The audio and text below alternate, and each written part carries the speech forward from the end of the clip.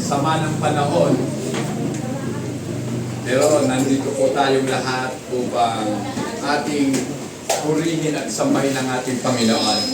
Amen. So, kasi alam po natin na kahit naman wala tayo sa Panginoon, dadaanan din naman tayo ng bagyo. Amen. Pero ito na po yung pinaka-advantage natin. Dumaan man ang bagyo, magunaw man ang mundo, ang Diyos ay hindi nagbabago. Amen? Palakpakan po natin ang ating Panginoon. Kaya dapat po ang Diyos ay ating pong pinasasalamatan. Ngayon po umaga, ating pong pag-usapan, unveiling the meaning of Thanksgiving. Amen. Pag sinabi pong unveil, ibig po sabihin, hawiin po natin ang tabing ng tunay na kahulugan ng pagpapasalamat. Para makita po natin ang totoong kahulugan ng pagpapasalamat sa Diyos. Amen. So, alam naman po natin na ngayong pong buwan ng Nobyembre ay ipinagdiriwang po sa Amerika ang Thanksgiving, mga kapatid. Fourth Thursday of the month of November ay itinalaga po ni Abraham Lincoln na ito po ang national holiday ng Amerika. Amen. So, alam niyo po ba na ang Thanksgiving sa Amerika ay mas sigit pa po sa Christmas? Isa po yun sa pinakamalaking selebrasyon ng Amerika, Thanksgiving.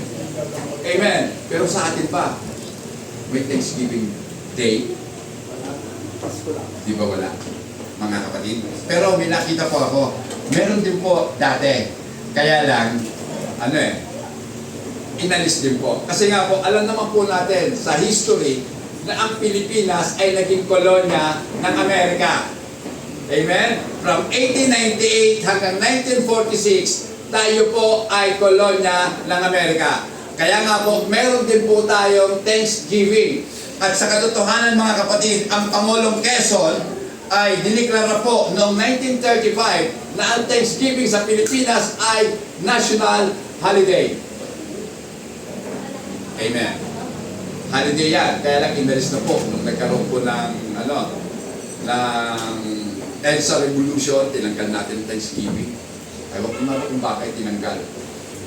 Kasi alam niyo mga kapatid, sa totoo, sa Pilipinas, ang Pasko, parang pambata lang eh. Di ba? Masaya ang mga bata, pero ang matanda, nalulungkot na. Kasi gastos ang pinag-uusapan. O di ba? Nandiyan mga inaanak, mano po nino. Pag nakita nyo na at napakinggan nyo na, si Jose Marichan, kabal na kayo. Whenever. Whenever. Okay. Thanksgiving is probably the most beloved national holiday in America. Ang kasaysayan po, patungkol nga po sa kung paano ang Thanksgiving ay nagpasimula sa Amerika is something sketchy. Ibig sabihin, malabo mga kapatid kung paano nagpasimula ito. Sapagkat sa official version po ng Thanksgiving sa Amerika, ito po ay naganap noong 1621 sa Plymouth, Massachusetts, mga kapatid, na kung saan ang mga sinaunang pilgrims, pag sinabi pong pilgrims, ito po yung mga tao o mga Christian doon po sa Inglaterra na gusto po nila na maging malaya sa kanilang pagsampat pagpupuri sa Diyos. So talagang ito pong mga pilgrims na ito, naghanap po sila ng bagong lupa na kung saan malaya po nilang mapupuri ang ating Panginoong Diyos. Sapagkat doon po sa England, mga kapatid, kinakailangan ka po maging miyembro ng Church of England, mga kapatid. So kung ayaw mo, so umalis ka na lang sa England. At doon, sa lugar na pupuntahan mo, malaya ka makakapagpuri sa Diyos. So yun po yung mga kasaysayan, mga kapatid, ha? So ito po ay ginanap ng mga pilgrims at yung po tinatawag ng mga Indian tribes na kung tawagin po ay Wampanoag. Wampanoag tribes. Mga Indian po yan. Ang Indian, sila po talaga ang tunay na naninirahan sa North America. Ang kulay po nila, mga pula. Mapupulang tao na malalaki at matatangos ang ilong. Amen. Malalaki ha, hindi. Iba po yan sa mga Indian na taga-India na maliliit lang ang ilong. Ito pong mga red skin Indians, malalaki po ang ilong nila pero ang tatangos mga kapatid. So, sila po ay nag-share o nagsama-sama sa isang fiesta na kung tawagin po ay Autumn Feast. Ano ba yung autumn? Di ba? Bago po mag-winter, autumn muna. Kung taglagas, maglalagas na po yung mga dahon kasi mababalutan po sila ng yelo. So yan po yun. So bago po magtaglamig, may harvest na aanihin na po nila yung kanilang mga tinanim. Pero mga kapatid, ayon po sa historian, next na tayo. So ayon po sa historian ng mga Amerikano, ang totoo pong unang Thanksgiving sa Amerika ay actually naganap doon po sa St. Augustine, Florida. September 8, 1565. Pero mas nauna po si Magellan na madiscover ang Pilipinas. Di ba? Alam niyo ba kung anong buwan yun? March 16, 15, 21. So, bago po ito nangyari sa Florida, na-discover muna ni Magellan ang Pilipinas. So sa Florida mga kapatid, meron po 800 na mga Espanyol na nagdiwang po ng God's providence at kasama po nila ang Timucuan tribes. Mga Indian din po ito. Kasama po sila sa pagdiriwang. Alam niyo po, ang mga Espanyol, kapag sila po ay dumaong mula sa mahabang panahong paglalayag nila, kapag sila po ay dumaong sa isang lugar, ginagana po nila ang misa ng pagpapasalamat. Kasi Katoliko po sila, di ba? So may misa, di ba? Kung natatandaan nyo ang Philippine history, saan ba ginanap ang misa? Unang misa sa Pilipinas. Kung sabihin sa Cebu, ha? Yan. Very good. Nakikinig sa teacher niya. Sa Limasawa. Amen. Doon po ginanap. Hindi ko na matandaan kung sino yung paring nag-officiate ng misa. Pero doon po sa Limasawa. So ginanap po ang unang misa sa Pilipinas. So ganun po, sa kanila po, 800 na mga Espanyol ang nagpasalamat sa Diyos at kasama po nila, nag-share po sila sa mga tao po na kung tawagin po ay Timucuan people. At ito pong event na ito, ang naglapit po sa mga tao patungkol nga po sa totoong espiritu ng pagdiriwang, ng pagpapasalamat. Kasi hindi pwedeng maging mapagpasalamat ka na hindi mo isinishare yung blessing na tinanggap mo sa Panginoon. Kaya ito, shinare po ng mga Espanyol. Yan. Yung kanilang mga pagkain, yung kanilang inumin sa mga tao po, sa mga native doon sa lugar na kanilang pinagtaungan. Delving into the deeper spiritual truths of the holiday. Kinakailangan po talaga lubos nating maintindihan ang tunay na kahulugan ng pagpapasalamat. Bakit ba ito ipinagdiriwang natin? So tayo po mga Kristiyano, hindi po usapin kung anong araw, kung anong buwan. Kasi po para sa atin, every day is a Thanksgiving Day. Amen? Di ba? Yun lang magising ka. Yung paggising mo, kahit nakapikit pa yung mata mo, kasi dahil sa sarap ng tulog mo, alam mo na ang Diyos ang nagbigay sa iyo ng buhay at kalakasan. Amen? So malakas ka. Kasi wala namang kwenta yung buhay ka nga lang, pero nakahiga ka lang, hindi ka naman nakagagalaw. So kinakailangan po talaga may pagkilos, may pagkaunawa patungkol nga po sa gawang pagpapasalamat. Ngayon pag-usapan po natin, Thanksgiving and biblical context. So ano nga po ba talaga ang biblical na kahulugan o konteksto ng pagpapasalamat? The concept of Thanksgiving can be traced back to the Bible. So alam naman po natin kung bakit may pagpapasalamat sapagkat tayo po'y tinuruan ng Diyos na maging mapagpasalamat. Kaya babalikan po natin, matitrace po natin yan pabalik doon po sa Book of Genesis. Makikita po natin na ang mga unang tao noong unang panahon ay mapagpasalamat na sa ating Panginoon. Amen. So, mga kapatid, Thanksgiving emphasizes gratitude and praise to God for His abundant blessing. Mga kapatid, hindi tayo makakapagpasalamat sa Diyos kung hindi po natin naranasan ang kabutihan ng Diyos sa buhay natin. Ito man ay pisikal na kabutihan o ito man ay espiritual. Dahil binigyan ka ng Diyos ng kaunawaan patungkol nga po sa gawang pagpapasalamat. Amen. Hindi na tayo nagpapasalamat dahil sagana tayo sa buhay natin ngayon. Kasi nakakalungkot talaga, di ba? Tayo, ganito lang ang buhay natin. Okay lang tayo dito. Samantalang sa probinsya, sa Bicol, sa Norte, di ba? Kapag may bagyo, kinakabahan na sila. Hindi pa nga sila nakakabangon, ibabagsak na naman sila. Di ba? Dapat nagiging mapagpasalamat tayo sa Diyos. At yung pamamaraan ng pagpapasalamat natin, kung ano meron tayo, ibigay natin sa kanila. Mga kapatid, nararamdaman niyo ba kung ano ang nararamdaman nila? Kung alam mo na signal number 5 na, di ba? Anong gagawin mo? At sinasabi ng gobyerno, pwersahan namin kayong palilikasin. Wala kang magagawa kundi iwanan ang bahay mo. Hindi mo alam kung pagbalik, kung meron ka pang babalikan ang bahay. Mga kapatid, ramdam ko kung ano ang nararamdasan ng mga tao niyon. Nawa kayo din, mga kapatid.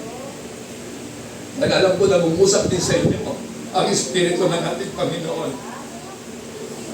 Kaya, mga kapatid, walang sandali sa buhay natin nalilipas na hindi tayo nagiging mapagpasalamat sa Diyos. Amen. Marami nang namatay, pero ito buhay ka pa. Diba? Sabi ko nga doon po sa bagyo namin, halos maubos-ubos na po yung mga kaedad ko. Sabi ko nga, salamat sa Diyos kasi minsan ang iba nga, mga bata pa sa akin, namatay na. O, sabi ko, siguro, pag umuwi ako, kunti na lang makikilala ko. Kasi mga bagong tao na nandoon. Yung mga contemporary ko, mga kaedad ko, kunti na lang po kami. Amen. So, ang laking dapat natin ipagpasalamat sa Diyos yan. Kasi hindi naman natin alam kung mamaya buhay pa tayo. Amen? Di ba? Pwede naman nila paliparin ng Panginoon yung isang aeroplano kung mabagsakan. Akala mo, yero yung babagsak. Aluminum pala, aeroplano ang bumagsak sa'yo. So mga kapatid, dapat talaga tayo maging mapagpasalamat sa Diyos. Thanksgiving can be interpreted biblically as. So alam niyo mga kapatid, ang pagpapasalamat, pwede naman po natin mabigyan ito ng tamang pakahulugan ayon sa kung anong sinasabi ng Biblia. Una mga kapatid, ang ating pong pagpapasalamat, ito lang ang hulugan po ng devotion natin. Pag sinabi pong devotion mga kapatid, we are establishing a habit of giving thanks. Tayo po ay nagtatayo ng isang pag-uugali na maging mapagpasalamat lagi sa Diyos. Hindi tayo nagpapasalamat dahil sobra. Kahit kulang, nagagawa pa rin natin magpasalamat. At least, may natanggap tayo. Tandaan po natin, lahat po tayo, lumabas, wala. Pero bakit meron ka na ngayon? Di ba? May nagbibigay. Dapat mong tandaan, lahat ng meron ka galing sa Diyos. Amen. Kaya walang panahon, walang sandali na hindi ka dapat magpasalamat sa Diyos. Devotion. So, mga kapatid, kung babasahin po natin, sinasabi po doon sa Romans 12:10. Pakibasa po. Romans 12:10. Sige po, sa unang nakakita. Mahalan kayo bilang magkakapatid at pahalagahan ninyo ang iba na higit sa pagpapahalaga nila sa inyo. Amen. So, be kindly affectionate to one another. So, ibig sabihin, hindi lang basta pagmamahal. Kumbaga, Sa amin kasi sa Bicol, may tinatawag po kasing, kumbaga sa gata, ito yung pinakakakang gata. Kumbaga, kung magmamahal ka, lubos-lubusin mo na. Amen. Walang reservation sa isang taong nagmamahal. Kasi ang totoong nagmamahal, kahit buhay niya, kaya niyang ibigay sa taong mahal niya. Amen. Kasi binigyan tayo ng ating Panginoong Yesus ng isang halimbawa na dahil sa kanyang pagmamahal sa atin, ibinigay niya ang kanyang buhay. Kung bakit tayo ngayon nabubuhay dahil sa kanyang kamatayan. Amen. Pero hindi na natiling patay ang ating Panginoon dahil sa ikatlong araw siya'y nabuhay muli. Kaya may pag-asa sa buhay na ito. Amen. Palakpakan natin ang ating Panginoon. Hallelujah. So ano pa mga kapatid? Number 2, sacrifice. Ano bang ibig sabihin ng sacrifice?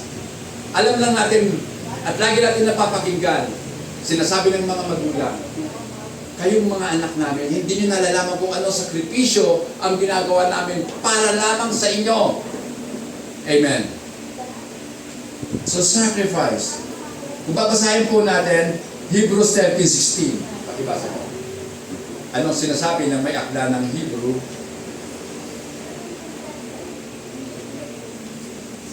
At huwag nating kaligtaan ang paggawa ng mabuti at ang pagtulong sa kapwa, sapagkat iyan ang alay na kinalulugdan ng Diyos. Amen. Huwag natin kaliligtaan. So, maliwanag po yan. Huwag daw natin kaligtaan. Never na atin pong lilimutin. Yan. Never forget to do good and to share. Amen. Alam niyo mga kapatid, ang tao minsan lang mabuhay eh. Di ba? So pag nabuhay ka, ano ang iiwanan mong alaala sa mga tao? Dapat meron kang iiwanan sa kanila na ginawa mo maaalaala nila hanggat sila'y nabubuhay. Hindi tayo mga hayop na kapag namatay, kinabukasan limot na agad eh. Di ba? Hindi tayo yung mga tao na naaalaala lang ang mga yumao tuwing araw lang ng mga patay. Dadalawin ko nga siya sa sementeryo. Alam nyo, kahit anong dalaw mo, kahit araw-araw mo pa sa sementeryo yon, wala namang mangyayari. Di ba? Mahalaga na may iniiwan kang alaala sa kanila. Kasi hindi sila makakalimutan kapag may naaalala sila. Amen? Tingnan mo ang ating Panginoon. Hanggang ngayon, naaalala natin. Hindi naman din siya kilala. Amen? Pero dahil nabasa natin ang kanyang buhay at naunawaan natin ang kanyang mga ginawa nung siya'y nabubuhay, kaya natin siya naaalala lagi. Si Apostol Pablo, si Apostol Pedro, nag-iwan ng mga alaala. Kaya hanggang ngayon, pinag-uusapan pa rin. Ngayon, anong uri ng alaala ang gusto mo? Balik-balikan ng mga taong sa iyo'y nakakikilala. Ikaw ba'y magnanakaw ng mga lupa? Ikaw ba'y napakayaman na hindi kailanman namimigay? At kung namigay man, nakalagay pa yung pangalan mo pagkalaki-laki. Pero hindi naman alam ng mga tao, yun naman ay nakaw mo lamang. Kailan kaya ang mga tao magkakaroon ng katinoan sa kanilang pag-iisip para mapag-isip nila isang araw, iiwan ko rin ang mundong ito. Ano ba ang iiwanan kong alaala sa mundo? Amen. Para sa akin, pinakamagandang alaala. Maalaala ko na ako'y naging alipin ninyo. Na ako'y naglingkod sa Diyos. Amen. Wala nang ibang alaala na pinakamasama, kundi namatay ka dahil sa paglilingkod mo sa Diyos. Kaya nga, kamatayan ng ating Panginoong Yesus, hindi po kailanman nawalan ng kabuluhan. Kamatayan ng mga apostol, hindi kailanman nawalan ng kabuluhan. Dahil sa kanilang ginawa, eto tayo ngayon. Amen? Naalaala natin sila. Kaya purihin ang ating Panginoon. Number 3, praise. Amen. So pagpupuri, mga kapatid, pag sinabi pong praise, it is an act of acknowledging and giving thanks for God's deeds and worthiness. Tama po kanina sa pagtuturo ko ni Sister Kay. Yung pong hallelujah sa Hebrew ay may katumbas sa salitang halel. Hindi yung salita ng mga ano? Yeah. Yung salita ng mga taga-kabilang mundo. So, halel. Ibig sabihin po yan, hallelujah. Amen. Kaya pag nag-hallelujah ka, nagpupuri ka sa Diyos. Mga kabataan, kaya ba natin sumigaw ng hallelujah? Wala. Isigaw natin, hallelujah! Hallelujah! Amen. Bakit ipinahihiya natin ang pagpupuri natin sa Panginoon? Kristiyano lang ang sumisigaw ng papuri sa Diyos. Amen. Kaya hindi dapat ikinakahiya. Dahil sabi ng Panginoon, kapag ako iyong kinahiya, ikakahiya ko rin kayo sa harapan ng aking Ama. Amen. Tandaan nyo, si Jesus at ang Ama, iisa. So yung magkakahiya sa iyo, totoong ikakahiya ka talaga ng sarili niya kasi ikinahiya mo siya. Amen. Praise mga kapatid. Pakibasa po. Psalms 113 verse 3. Psalms 113, 3. Buhat sa silangan hanggang sa kanluran, ang pangalan ni Yahweh dapat papurihan. Amen!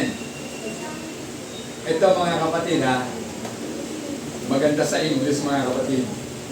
Ganito kasi ang sabi sa English ay, from the rising of the sun, yan, to its going down, the name of the Lord is to be praised. Mula sa pagsikat ng araw hanggang sa paglubog nito, ang pangalan ng Panginoong si Yahweh ay dapat papurihan. Amen. Mula sa paggising mo hanggang sa pagtulog mo, mula sa kapanganakan mo hanggang sa kamatayan mo, purihin ang pangalan ng ating Panginoon. Amen. Hallelujah. Diba? Huling hugot na lang ng hininga mo, ang Panginoon dapat ang purihin mo. Dahil nung ikay ipinanganak, ano ang sigaw mo? Oha! Oha! O diba? Oha! Dagdagan ko na lang yun. Ohalel. O diba? Ohalel. Kasi nagpupuri na yung bata sa Diyos eh. Kasi buhay siya. Patay lang ang hindi makapagpupuri sa Diyos. At tandaan nyo, lahat ng bata, mapa-Amerikano man yan, mapa-Pilipino, isa lang ang sigaw kapag ipinanganak sila. Di ba? Lahat umuuhay. Ba't sabihin nyo, iba ang uha ng mga Amerikanong bata? Hindi. Uha rin yun. Hindi po yun yung aray. Kasi sa Amerika, wala kang maririnig na aray. Kapag sila nasaktan, hindi aray na sabihin nila, ouch! Di ba? Pero yung papuri ng sanggol, uha. Lahat po yun. Lahat po uha. Kahit Arabic pa yan, kahit taga-ano pa yan, taga-Arabia, uha pa rin yan. Hindi lang maintindihan nila kung anong ibig sabihin ng uha ng mga bata. Pero tayo, pinapaintindi sa atin. Bata ka pa man, nagpupuri kami sa Diyos. Kaya nga, iti-train up ng mga magulang ang mga anak para sa mabuti. Tingnan mo, mula ng isilang, sigaw ka agad pangalan ng Diyos. Pero habang lumalaki, ibang Diyos na ang kanyang nakikilala. Amen? Di ba tingnan nyo mga kabataan ngayon, ibang Diyos na ang kanilang kilala. Oh. At yung Diyos na ito, ang siyang nag-i-influensya sa kanila. Yung Diyos ng sanlibutan. Okay. So number 4, an offering. Yan. So, pag sinabi pong Thanksgiving, nag-o-offer tayo. Tayo ay nagbibigay sa Diyos. Pakibasa po, Romans 12. Paborito ko yan. 12:1. Kaya nga mga kapatid, alang-alang sa masaganang habag ng Diyos sa atin, ako'y nakikiusap sa iyo na ialin ninyo ang inyong sarili bilang isang handog ng buhay, banal at kalugod-lugod sa Diyos. Ito ang karapat-dapat na pagsamba ninyo sa Diyos. So pag sinabi pong beseech, mga kapatid, Ibig sabihin, ipinamamanhi, isinasamo ko sa inyo, mga kapatid ko, ayon sa biyaya o sa kahabagan ng Diyos, inyong i-present, iharap ang inyong mga katawan bilang haing buhay, living sacrifice. Mga kapatid, di ba, sa mga isda, pagbuhay, mahal. Tama. Pero hindi mo naman lulutuin ang buhay, papatalin mo pa rin. Pero bakit kaya mahal ang buhay? Di ba? Kaysa sa patay. Isipin nyo nga, bakit mahal ang buhay kaysa patay? Bakit yung patay? Halos ibargay na lang. Kasi, pag tumagal-tagal pa, maho na. Pero pag buhay, habang tumatagal, lumalaki pa. Tama, lumalaki pa. Kaya yung mga buhay, ang kanilang handog sa Diyos dapat maging katanggap-tanggap. Sapagkat ito daw po ang ating karampatang paghahandog sa Diyos. Ibigay natin ang ating mga katawan bilang haing buhay. Amen. Kasi pagpatay na, binibigyan ng parangal, walang kwenta. Diba? Aanin ko ang medalya. Kung ako'y patay naman, di bali ng duwag, pero buhay. Diba? Buhay na duwag, pangit naman yun. Kasi alam nyo, mga kapatid, ang duwag hindi papasok sa kaharian ng langit. Dapat, tayong mga Kristiyano, matatapang. Amen? Hindi matapang para mang-api ng tao. Matapang na panindigan ang pinaniniwalaan. Amen? Kaya po natin ipagtanggol ang katotohanan na meron ng iisang Diyos. Kahit ang buong mundo magsabi, hindi isa ang Diyos. Paninindigan natin, isa lang ang Diyos. Amen. Kahit sila magsama-sama pa, wala akong pakialam. Basta alam ko, kung anong sinasabi ng Biblia, yun ang katotohanan. Wala ba sa Bible ang one God? Meron. Di ba? Pero wala sa Bible ang Trinity. Tama? Wala sa Bible ang dalawang Diyos. Wala yun. Ang totoo, isa lang ang Diyos. So, yan po yun. Dapat panindigan po natin yan. Kasi pag pinanindigan natin yan, yung ating paninindigan ay ang magpapatotoo na tayong naghahandog ng ating buhay para sa ating Panginoon. So mga kapatid, it is perceived as an act of worship. So pag sinabi pong thanksgiving, ito po ay gawain ng pagsamba sa Diyos.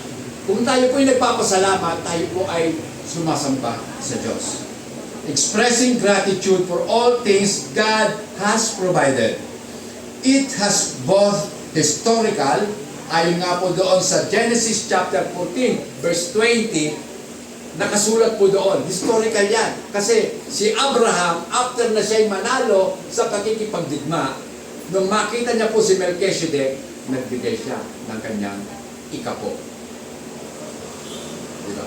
Wala pa yung utos na magbigay ka ng tithes, itong si Abraham nagbigay na ng 1/10 ng kanyang mga nakulimbat. Samsam. So hindi po hindi talaga yung kinita mo samsam mo lang yon. Kumbaga, nakulimbat mo sa mga kalaban. Nakuha mo, so ibibigay mo yung 1/10 kay Melchizedek. Sino si Melchizedek? Diba? Siya po ay, anghel ng kataas-taasan Diyos. At siya nga po, ang theophany mismo ng Diyos. Amen. So, eto pa, meron din po historical implication yan. O pagpapatibay. Basahin po natin. Hebrews 13 verse 15. Kaya't lagi tayong mag-alay ng papuri bilang handog sa Diyos sa pamamagitan ni Jesus, papuri mula sa ating mga labi na nagpapahayag ng ating pagkilala sa kanyang pangalan. Amen. Therefore by Him let us continually offer a sacrifice of our praise to God. That is the fruit of our lips. Bunga ng ating mga labi ang magbigay pasalamat. Kanino? Sa kanyang pangalan. Amen. Hindi kay Father God, hindi kay Papa God. Papa God kayo ng Papa God yun. Alam niyo mga kapatid, naiinis po ako kapag nakakarinig ako ng, si Papa God? Ha? Ba't di mo na sabihin, napapagod ka na ba? Papa God? Bakit ikinahiyang mo ba ang pangalan ng Diyos mo? Dapat nating malaman na yung God is generic name. Pwede nila sabihin si Allah yan. O, dahil God si Allah ng mga Muslim. Sino yung God mo? Dapat alam natin yan. At pinaninindigan natin, ang Diyos natin walang iba kundi si Jesus. Amen? Hindi tayo nahihiya kahit sabihin pa nila, kulto tayo. Yes, kulto na kung kulto. Kung yun ang ibig nyo. Pero pagharap sa hukuman ng langit, makikita kung sino ang totoo. Amen. Bakit hindi binabanggit doon? Na magpasalamat kayo kay Jehovah. Diba? Kay Jesus lagi. Amen. Anong pangalan ang gagamitin mo pag magpapalayas ka ng demonyo? Si Jehovah ba? Baka tawanan ka pa ng demonyo. Oh. Pero sa pangalan ni Jesus, sabi nga ng Bible, lahat ng tuhod ay luluhod. Ay, pastor, wala namang tuhod ang Diyos eh. Kaya hindi luluhod. Sino sabi? Na walang tuhod. At kung mapatunayan ko sa iyo may tuhod, ano ngayon? Hindi pa ako si Soriano Kasi, nung nabuhay ang ating Panginoon, siya ay lumuluhod. Hindi may tuhod siya. Anong pinalaman ng Panginoon sa Diyos? Sabi nga ni Jesus Christ, di ba? Ako at ang Ama, iisa. O ano? Tama po ba, mga kapatid? Amen.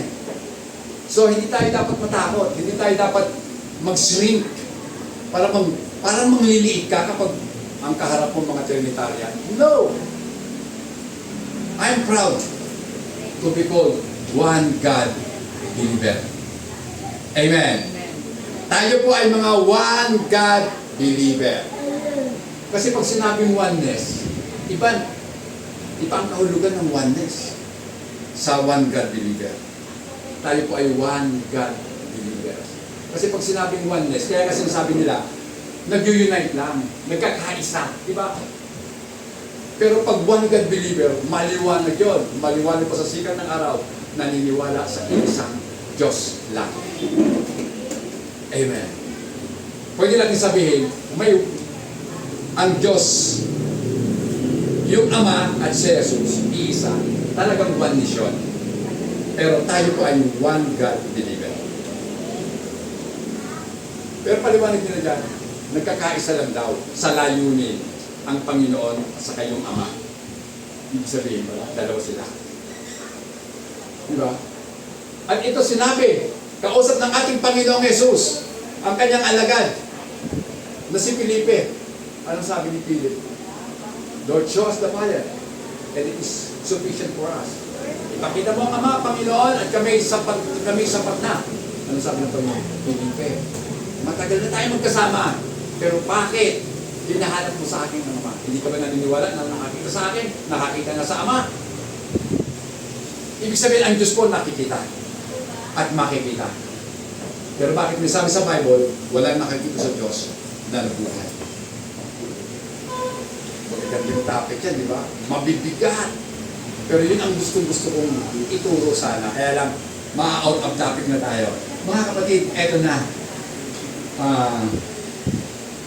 Doon po sa James 1:17, may sinasabi po si Apostol Santiago.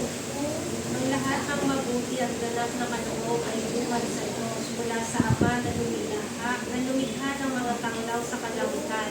Hindi siya nagbabago, nagbubulot ng bahagyamang dilim kahit sa pagbabago. So, every perfect gift, every good gift, and every perfect gift is from above. So, lahat po ng mabuting regalo, lahat ng mabuting kaloob, at lahat ng sakdal o perpektong kaloob, galing po sa Diyos o galing sa taas, mga kapatid. So, kaya dapat po talaga natin ipagpasalamat lagi sa Diyos. Kasi hindi lahat ng biyaya ay nagbibigay po talaga sa tao na tunay na pagpapasalamat. Kasi may mga pagpapala na sa katotohanan naglalayo pa nga ng tao sa Diyos. Ibig sabihin, yung pagpapala yun, hindi galing sa tunay na Diyos. Kasi inilalayo ka eh. Diba? Kasi every perfect gift is from above. So, kung ang perpektong biyaya ng Diyos o regalo ng Diyos ay maglalapit sa'yo sa Diyos, doon lamang natin masasabi, totoo nga. Kaya minsan, masasabi natin na ang paghihirap at sakit, inilalapit tayo sa Diyos. So, ibig sabihin, perfect. Amen. Ang pagkilos ng Diyos sa buhay po natin.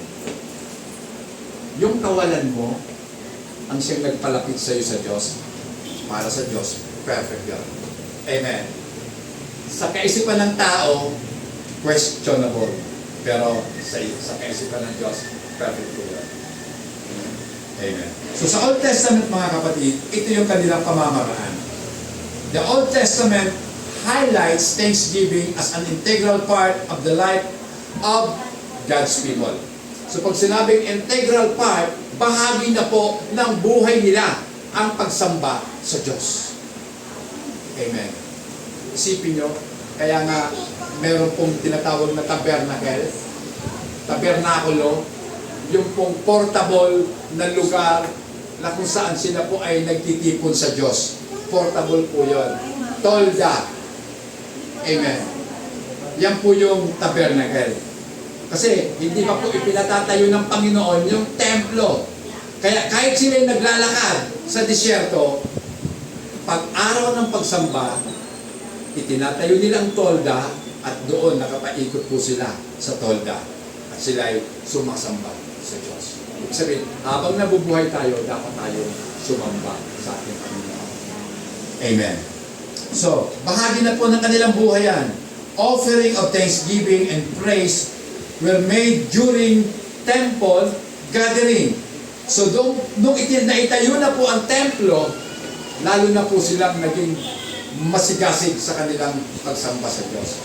Dahil nakikita na nila yung physical na templo, talagang bato na yon na ipinatayo ni Haring Solomon. Subalit giniba ng mga kaaway ng Israel. Amen. At magpahanggang ngayon na natiling giba. Kaya nga po may tinatawag tayong Wailing Wall. Ano yung Wailing Wall? Dahil doon po sila umiiyak. Doon nananalangin yung mga Hudyo. Sa bahagi po ng pader na ipinatayo ni Haring Solomon. At doon po sa kanilang prayer, sa mga siwang po ng bato, meron po silang mga inilalagay ng mga prayer request nila. Nakasulat po sa papel. Nilalagay nila doon. Amen. Kaya siguro tayo din dito magpapaikot din ng papel dapat pag linggo, no? Okay, kukuha na sila doon kung meron po kayong mga prayer request, sulat mo na lang, iwanan nyo doon sa box. Kasi ipagpapray po yan ng mga kapatid natin. Yung form, hindi pa nagagawa, no? Hindi pa. So, gagawin natin yan, mga kapatid. So, pakibasa po, 1 Thessalonians, ay hindi sa New Testament na pala yan. So, teka lang po ha. The Hebrew word for thanksgiving, sa Hebrew mga kapatid, ito po ay tinawag na Toda. Toda, hindi po yung tricycle operator. Hindi po, Toda.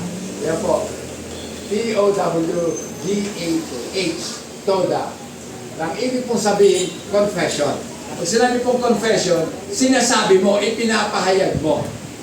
Confessing your praise and offering to God, often associated with acknowledging God's grace and blessing.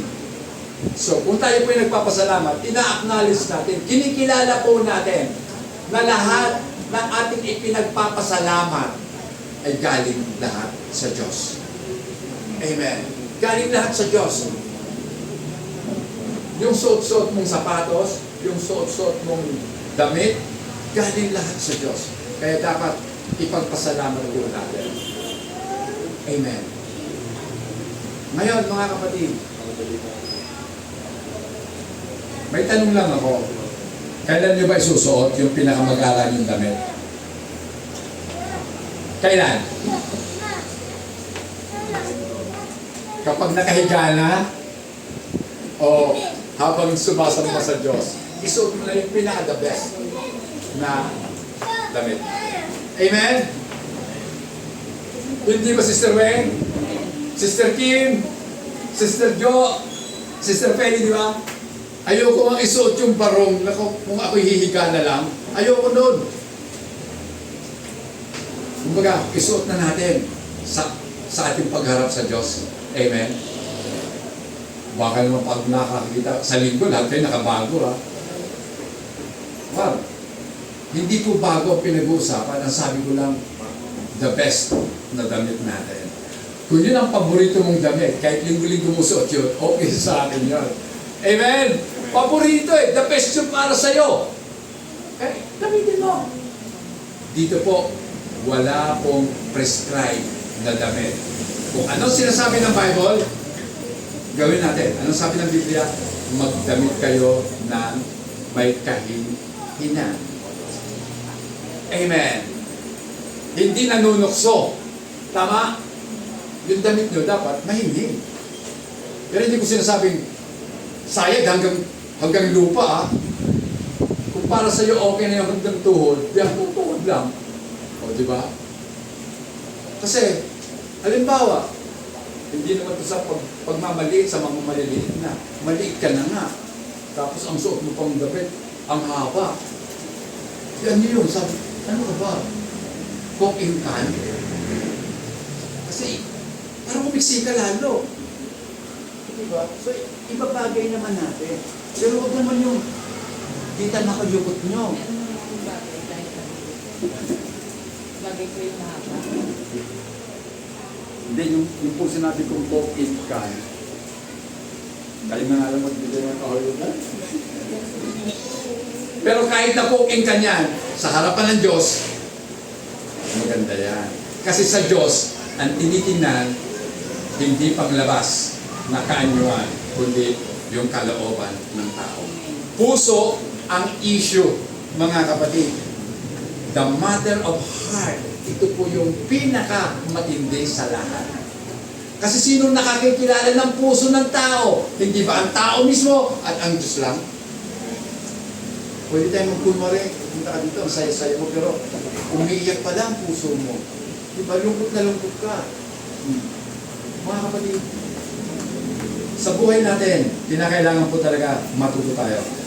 Then punta na po natin, New Testament na tayo. The New Testament links thanksgiving to the Greek word Eucharistia. Kaya nga, doon po makikita yung Eucharistia sa salitang Latin, mga kapatid. Nang ibig po sabi, tinanong na yan, Eucharist. Yan. Expression of gratitude. Pag sinabi pong Eucharist, ipinapahayag po natin yung ating pagpapasalamat. This concept is exemplified by Jesus' teachings and doing. So ipinapakita po ng ating Panginoon ang halimbawa ng mga bagay ng pagpapasalamat sa pamamagitan ng kanyang mga pagtuturo. So tinuro niya po yan doon sa Sermon on the Mount, mula po sa Matthew 5 hanggang 7 yata yun. Chapter 5 hanggang 7. Doon po nagturo ang ating Panginoon patungkol sa kanyang mga aral. Then, hindi lamang siya nagturo, ginawa niya pa ang kanyang mga itinuturo. Amen. Kaya nga po, ang pinakamagandang teacher, pagkatapos mong ituro, gawin mo. Dahil yung paggawa, ang pinakamabisan, pagtuturo para matutunan ng mga tinuturuan. Amen. In every circumstances, giving thanks to God throughout the entire life. Diba? 1 Thessalonians 5:18, and everything give thanks, for that is the will of God. Sa lahat ng bagay, maging mapagpasalamat sapagkat yan ang kalooban ng Diyos. Maintaining thankful heart and recognizing God's saving grace envelopes our lives. Pastor, may nakita kami dyan. Envelope, ano yun? Brown envelope ba o ano? O red envelope? Pag sinabi kong envelope, bumabalot. So, kung paano natin pinananatili o mini-maintain ang pagpapasalamat, ang puso kapagpasalamat, at patuloy nating kinikilala ang mapagligtas na biyaya ng ating Panginoon, ito po yung babalot sa ating pong pagkatao o sa ating buhay. Kaya sa lahat ng bagay, magagawa mo talagang maging mapagpasalamat sa ating Panginoon. Amen. Then, the power of gratitude. Malapit na po tayo. Makakauwi tayo ng maaga. Amen. The power. Ibig sabihin may power yung gratitude. May kapangyarihan, may magagawa ang pagpapasalamat natin sa Diyos. Amen. Our sense of gratitude is stimulated by, number one, mga kapatid, valuing heavenly blessing over material possession. May over yan. Over material. Kasi minsan, ang tao po, mas binibigyan natin ng halaga yung mga material possession natin. Kung ano po yung mga nasa sa atin na mga material na bagay, yung po talaga ang well appreciated natin.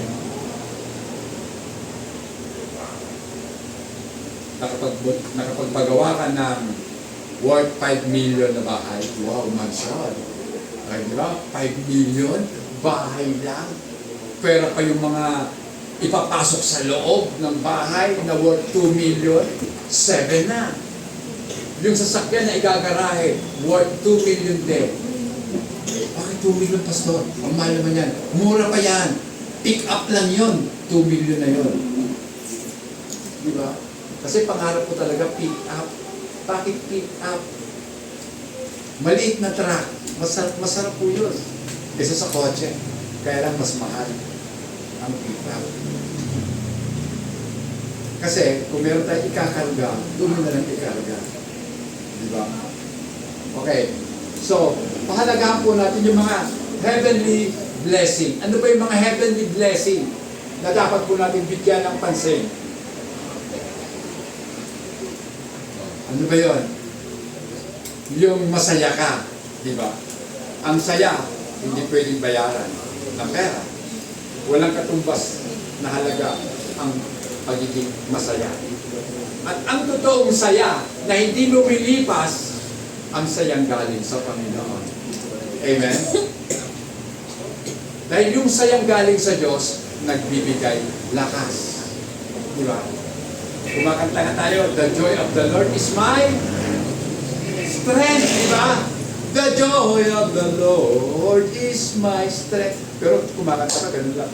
The joy of the Lord. Parang wala kang lakas. Pag sinabing the joy of the Lord is my strength, malakas talaga. Malakas na palang ba para sa Panginoon. Amen? Kasi masaya ka. At alam niyo po kapag masaya ang tao, lumalayo ang karamdaman. Alam niyo ba yun? Kapag ang tao po malungkutin, naku, sila ang hinahanap ng mga sakit. Parang bahay lang yan. Kapag ang bahay mabango at malinis, walang ipis. Amen? Kasi ang ipis, ayaw nilang tumira sa malinis at mabango. Nakakita na ba kayong bahay na napakalinis at napakabango, may ipis? Wala. Sa pumupunta ang mga ipis? Isa-isay ko na, madilim na sulok. O, di ba? Sa madilim na sulok na maraming basura, nandoon ang mga ipis. Ang ibig kong sabihin mga kapatid, kapag ang isang tao masaya kay Kristo, may lakas siya. Amen. At ang lakas niya, nakakahawa. Amen. Parang sakit din yan, nakakahawa. Pag masaya ka, yung lumapit sa yung malungkot, uuwi, masaya. Amen? Pero, yung pumunta sa iyo, masaya, pag uwi malungkot, patay, nahawa mo. O, di ba? Nahawa mo. Pag uwi, lugun-lugun, no? Tama nga talaga yung kapatid ko. Tama siya. Alis na tayo sa simbahan na yan. O, di ba? Nangumbinsi pa. O. Bakit? Kasi, hindi talaga. Ang totoo, nakakahawa ang saya. Nakakahawa rin naman ang lungkot. Saan tayo doon? Mamili ka. O, Okay. So, number 2, focusing on the teaching of Jesus. Ito na nga po yun. Mag-focus po tayo sa mga katuruan ni Kristo. Hindi sa katuruan ng mga tao, kundi sa mga turo ni Kristo. Mga kapatid, hindi kayo naman nagturo si Jesus Christ. Nasampahin natin ang mga anghel. Tama? Pero ang Israel po, nagtuturo sila. Yung mga huwad na mga tagapagturo, nagtuturong sambahin ang mga anghel. May pasihan din po yan kung bakit nila ginagawa. Kasi sabi ko nga po, mula sa 10 utos, nakagawa po ang bayang Israel ng 613 na mitzvots. Ano yun? Mga maliliit na kautusan na hango sa 10 utos. Nung tinanong ang ating Panginoon kung ano ang pinakadakilang utos, sa 10 utos, 2 lang ang pinauwian. Di ba? Ang tao, pinadami. Si Jesus, pinakonde. 2 lang naman pala ang ibig sabihin ng 10 utos. Love God, then love your neighbor as yourself. Yun lang. Wala nang iba. Wala nang usapin pa. Amen. Kaya nga po, mga kapatid, focus tayo sa mga aral ng ating Panginoon. Makikita po natin sa Matthew chapter 5 hanggang Matthew chapter 7. Nandito po ang mga aral ng ating Panginoon. Then, punta na po tayo sa conclusion. History po ito, pinakamaaga ito yata ang pagtatapos ito. Ito yung Sister Jenny na. Okay, conclusion na po tayo. Meron pong ilang mga dahilan why people give thanks to God. Kung bakit ang mga tao ay nagpapasalamat sa Diyos. Una, the Bible instructs us to give thanks to God. Unang-una, ang Biblia nag-uutos at nagtuturo na tayo magpapasalamat. Amen. Diba? Tinuruan tayo ng Panginoon maging mapagpasalamat sa pamamagitan ng kanyang mga ginagawa. Amen? Kasi naalala ko tuloy, nung ang ating Panginoon nananalangin po sa hardin ng Gethsemane, diba sabi niya, kung maaari, Ama, lumipas sa akin o lumagpas sa akin ang saro ng paghihirap. Pero sabi niya, subalit hindi ako ang dapat masunod, kundi ikaw. Diba? Yung pagkilala mo na ang Diyos ang dapat masunod ay pagkilala mo na siya ang sovereign. Siya talaga ang makapangyarihan. At ito po ay isang pamamaraan ng ating pong pagpapasalamat sa Diyos. Amen. So, at hindi lang yun mga kapatid, God is the source of all good things. Ang Diyos po ang pinanggagalingan ng lahat ng mabubuting bagay.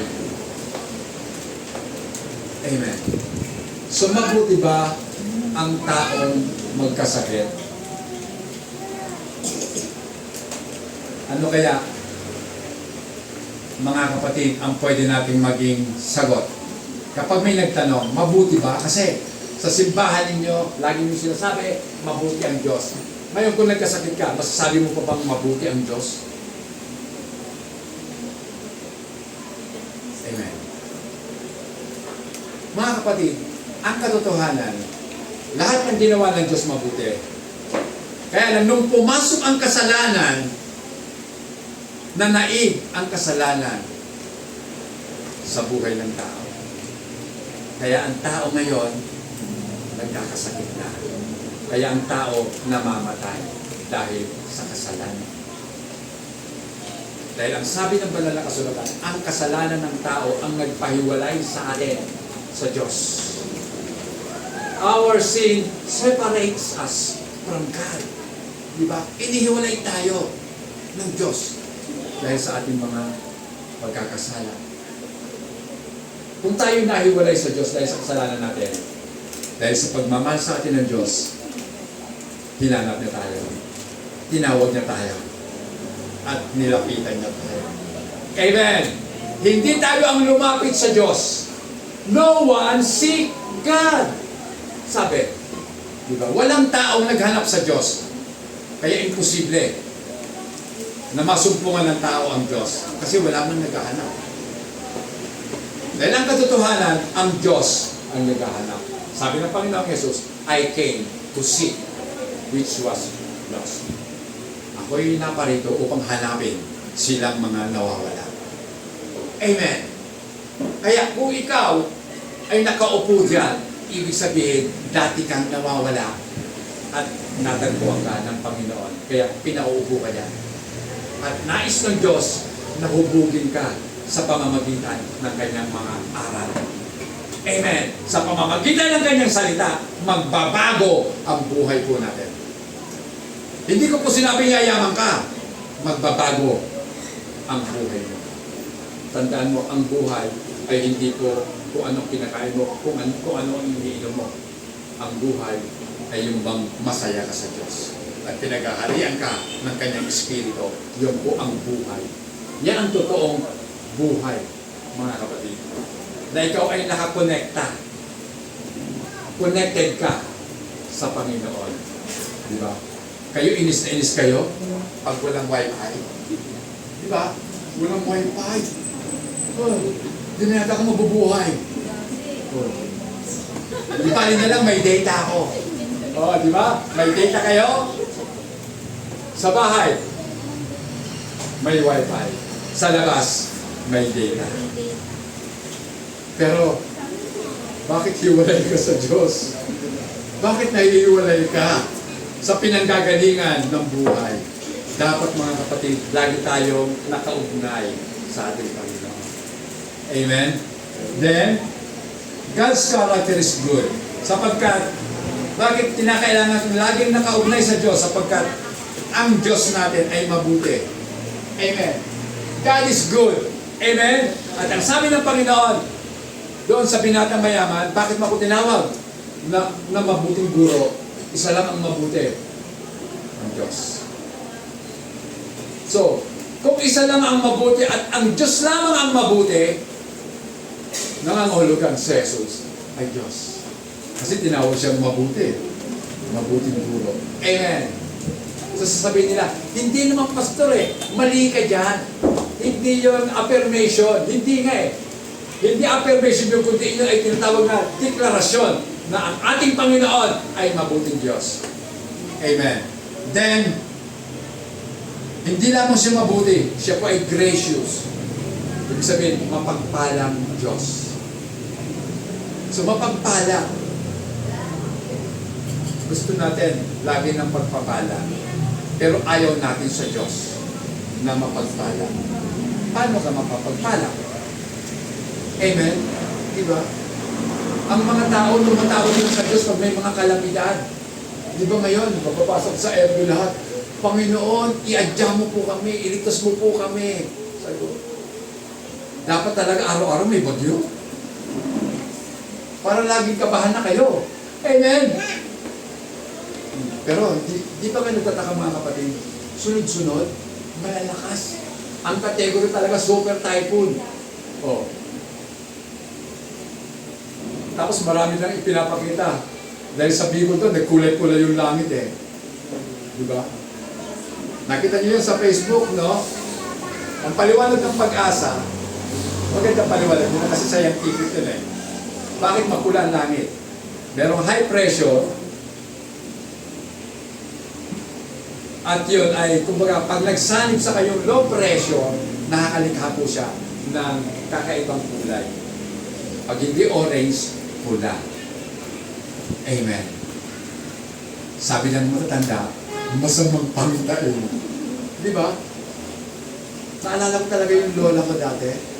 Nung nag-eclipse, sabi sa amin, nako! Masamang pangitain yan. Di ba? Nagdilim ang araw. Oh.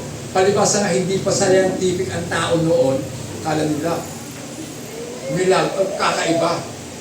Pero yun pala ay natural phenomenon lang. Talagang mangyayari yon na tatakpan ng mundo ang araw. Kaya sa paningin ng mundo, nagdilim. Amen. So tinakpan. Ang tawag doon ay solar eclipse. Pag ang buwan ang tumakip, lunar. Kapag ang mundo tumakip sa buwan, lunar naman. Naituro ko yung kanina, ay kahapon, di ba? Ay nung na ang kalendaryo po ng Hudyo ay iba kaysa kalendaryo natin. Tayo po ay, Gregorian calendar gamit po natin. At ang Gregorian calendar, solar-based. Ang Israel po, lunar. Kaya ipinagdiriwang po nila yung new moon. Mababasa niyo, di ba, yung pagdiriwang ng new moon, kamistahan ng bagong buwan. Kasi sa Israel, kapag bagong buwan, nagpapasalamat sila sa Diyos. Kasi, di ba, sa isang buwan, isang beses lang naman sumisikat ang full moon. Nakakita na ba kayo sa loob ng isang buwan, 2 beses nag-full moon? Hindi, isa lang. Kaya mga kapatid, kakaiba nga ang mga Hudyo sa atin. Kaya, salamat sa Diyos kasi tayo po ay binigyan ng kaunawaan upang ang kanilang mga natututunan ay maibahagi dito sa atin. At eto na po tayo.